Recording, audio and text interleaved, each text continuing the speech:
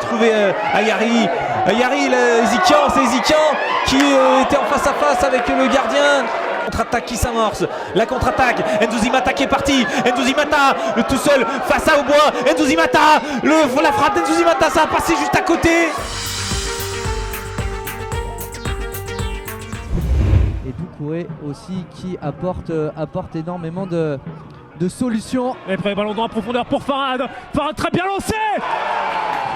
Désormais 4 sur 5 pour Kevin Farhad face à Chambly. Buteur l'an dernier à l'aller, buteur l'an dernier au retour, buteur cette année à l'aller, il est encore buteur au retour. Farhad, 3e minute, 1-0 pour Sannois sur le premier tir d'ailleurs des ententistes de cette soirée. Avec Ekmayer, centre au second poteau, là c'est à Doucouré, c'est un poison dans cette position. Par transversale pour sauver Michael Salamon. Soubervi, coup franc beauté de point de pénalty, c'est repris encore, toujours par la salle à Doucouré. Regardez ça très attentivement à vitesse assez réduite pour voir ce coup franc de Soubervi. Et là, effectivement, il y a le geste de Doucouré, mais c'est bien Kevin Farhad qui prolonge dans son propre but. Ouais. D'ailleurs, on le voit se mettre les mains sur le visage. Et dans ce sens-là que je voulais l'exprimer. Et Talal pour ce corner. Oh, c'est envoyé dans l'axe par Djanké Fofana. Simon Dia. Et pourtant, Simon Pontomé, même s'il peut sortir le ballon une fois, 2 fois, 9 fois, pas 3 fois, l'ancien joueur de l'Amiens SC redonne l'avantage à Sannois. Une grande première cette saison. 2-1.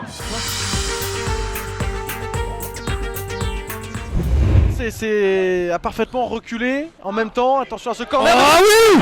L'ouverture du score, c'est Thibaut Cinquin, son premier but en national pour délivrer les Tonniers de Concarneau. 1-0. Thibaut Cinquin au 2e poteau. Ah, c'est son premier but dans ce championnat. Se mettre à l'abri et donc à laisser Marignane à hauteur de cette équipe de Concarneau.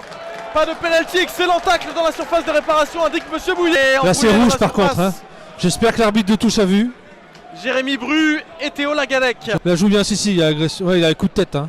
Et c'est le rouge pour Jérémy Bru donc, qui va laisser ses partenaires à 10 contre 11 dans ces toutes dernières minutes.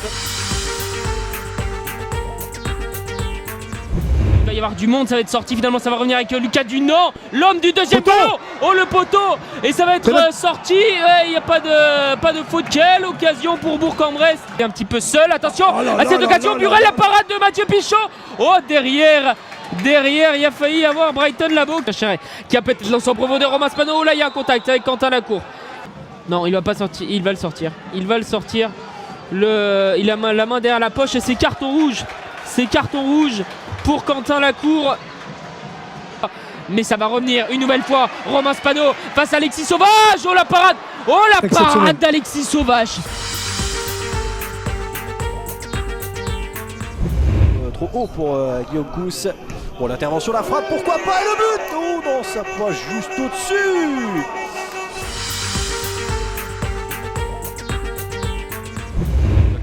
Jacob qui écarte parfaitement bien là côté droit. Ouedraogo qui va centrer. Ce ballon qui est contré par Moussa King et c'est l'ouverture du score. L'ouverture du score ici à Boulogne-sur-Mer. L'ouverture du score est pour Moussa King contre son camp me semble-t-il, hein, sur son centre de Ouedraogo. Abdelatif Karadji qui ne peut pas terminer cette rencontre. Et en tout cas c'est une image bien sympa qu'on voit ce soir sur la pelouse du stade de la Libération. Christelle Zola, non dit monsieur l'arbitre. On joue encore avec Kassim Mdaouma là qui va pouvoir centrer. Monseigneur, attention avec Mahama dans la surface de réparation. Que dit monsieur l'arbitre? Il n'y a rien. Guillaume Méguin qui tente de remettre à Thierry Argelier qui est dans la surface de réparation, poursuivi par Victor Lobry. Ils sont à 2. Il y a pénalty. Et c'est un pénalty à l'extrême limite de la surface de réparation. Face à Steve Elana, Thierry Argelier qui marque et qui égalise ici à Boulogne. Boulogne qui prend pour l'instant 2 points, il va rester une poignée de secondes.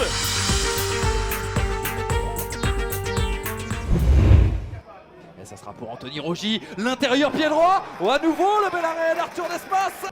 Retrouver Tertereau là pour servir Mélo pour le centre. Maury qui va récupérer à l'entrée de la surface de réparation. Oh, le ballon qui a été retouché. Et l'ouverture du score au meilleur moment pour l'Euro des Aveyron Foot. C'est Maury qui a frappé. Il y a un autre du RN qui l'a retouché. Ça sera sans doute compté comme un CSC. Mais le résultat est le même. était bonne, mais l'exécution moins bonne. Et attention maintenant au contre emmené par Mazis devant Théo Guivarch, où il rate le cadre. Et ça repart avec sa très belle dans la surface de réparation. Il tente d'armer sa frappe du droit et ça passe juste à côté. Oh, attention avec cette mauvaise balance, ça profite à RL. RL face à Théo Guivarch, où il a été altruiste.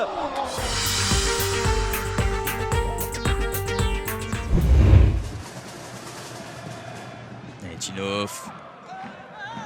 Attention, la frappe et le premier but, le voici. Signé Robic, on disait qu'il était un peu discret depuis le début de la rencontre, l'ancien Nancéen. L'un de ce premier ballon fait mouche. On a du mal à se dégager du côté lavallois. Le ballon qui va rester plein axe. Il se retourne vite.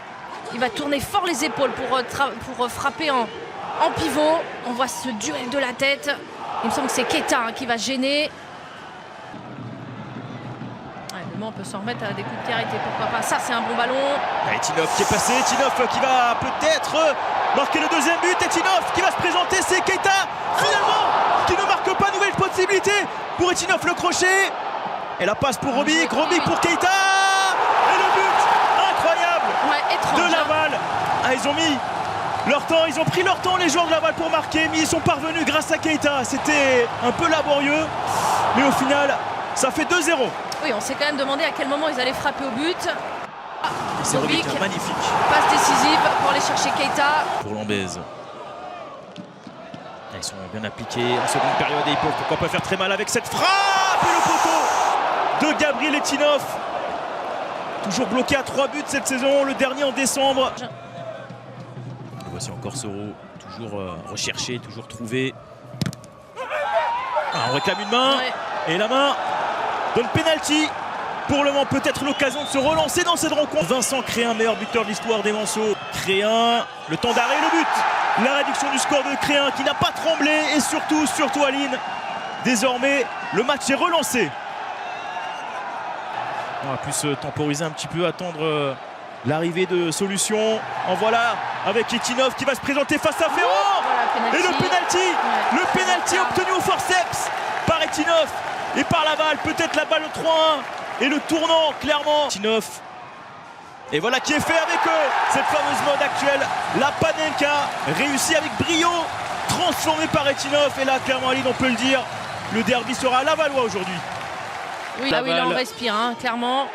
Ils respirent, ils ont énormément souffert durant ces dernières minutes. Et là, c'est la délivrance.